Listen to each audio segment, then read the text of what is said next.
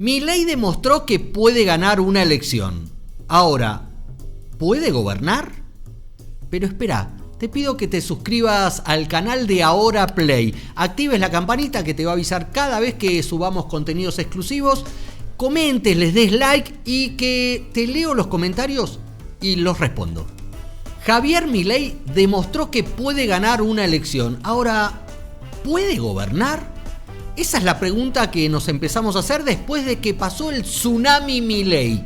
Sí, arrasó con las elecciones sacando 30 puntos en todo el país, 16 provincias ganó, con una campaña atípica. En todas esas provincias donde ganó para presidente no había presentado candidatos a la gobernación, no había armado estructuras locales, no tenía suficientes fiscales, no tenía una estructura que le garantizara que sus boletas iban a estar en todos los cuartos oscuros. De hecho, hubo varias denuncias durante el mismo domingo de La Libertad Avanza respecto a robo de boletas o desaparición de boletas o boletas que no estaban y que no se reponían y que les pedían que volvieran más tarde para votar porque no había boletas, etcétera, etcétera. Y aún así consiguió 7.100.000 votos y se convirtió no solamente en el candidato más votado, con la particularidad de que Milei no competía internamente contra nadie, al revés de Unión por la Patria, que tenía la compulsa Massa Grabois, y de Juntos por el Cambio, que tenía la competencia Bullrich-Larreta. Pero no solamente Milei se transformó en el candidato más votado, se transformó La Libertad Avanza en la fuerza más votada, lo cual nos hace quemar los libros de ciencia política. ¿Por qué? Porque Milei hizo todo lo que los manuales de ciencia política marcan que no hay que hacer. Fue histriónico, fue gritón, muchas veces agresivo, no armó grandes actos masivos como los que finalmente hizo en su cierre de campaña en el Movistar Arena. Hizo recorridas que eran un poco improvisadas, pero con seguimiento de mucha gente. Hizo mucha campaña en redes sociales. Sus militantes reprodujeron por redes sociales muchas de las cosas que decía y de alguna manera se convirtió en la voz de la bronca.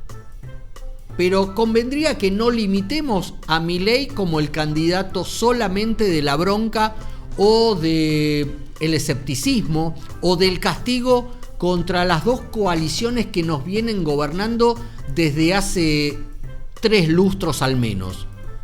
Eso sí, Milei tiene la ventaja de que a él no le pueden decir que fracasó en el gobierno o que hizo tal o cual cosa en algún gobierno, porque su debut electoral, su debut en la política fue hace apenas 2 años y en una instancia legislativa que después, a lo largo de estos 2 años que lleva como diputado, no se caracterizó por tener brillo. No hay ningún proyecto importante que haya presentado Milei. Es más, les diría que no presentó ningún proyecto legislativo Javier Milei. Y se ve que no importa. Se ve que más de 7 millones de argentinos y argentinas vieron que en Milei había una señal de cambio, de algo distinto, de algo rupturista. No es el único caso en el mundo donde se ha dado eso. Venimos de experiencias como las de Donald Trump en Estados Unidos o las de Jair Bolsonaro en Brasil, pero con características diferentes.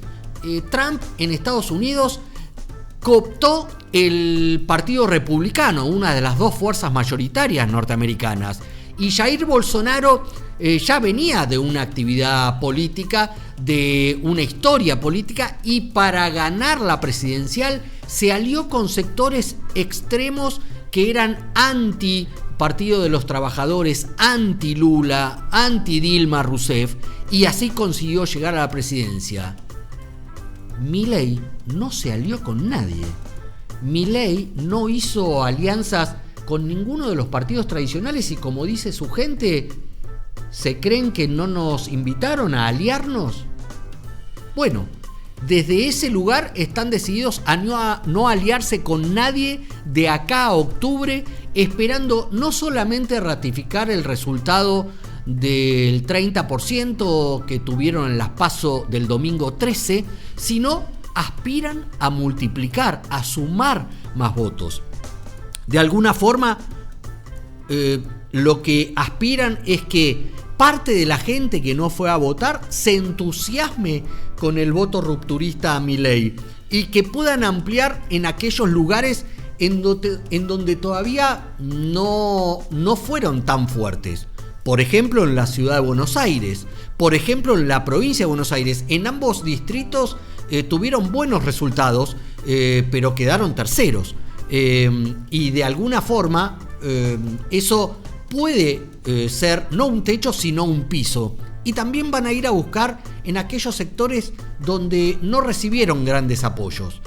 Por ejemplo, en las mujeres. Entre los varones, el 40% obtuvo Milei como votante, como voto. Y entre los menores de 35 años consiguió también más del 40% de los votos. Indudablemente, en las mujeres y en los mayores de 35 es donde tiene chances de trabajar para mejorar su performance electoral con vistas a octubre. Y además, obviamente, va a jugar lo que pueda armar como propuesta de gobierno, más allá de la dolarización, más allá de terminar con el Banco Central, más allá de propuestas polémicas o expresiones polémicas como lo de la venta de órganos, como la de la libre portación de armas, o las propuestas de arancelar la salud pública, arancelar la educación pública. Bueno, habrá que empezar a ver con lupa esas propuestas para ver si se llevan a cabo o, como dice alguna gente de su equipo económico, de asesores económicos muy fielmente identificados con el menemismo, de quien Milei ha expresado públicamente que se siente un admirador. Si hace la gran Menem, ¿cumplirá de ser gobierno sus promesas de campaña? Bueno, tal vez uno diga, algunos sectores crean que ese incumplimiento beneficiaría en nombre de la gobernabilidad, harían posible un gobierno de Javier Milei. Pero hay que ver si en la situación en la que está la Argentina, el votante de Milei tolera que Milei no cumpla con sus promesas electorales rápidamente.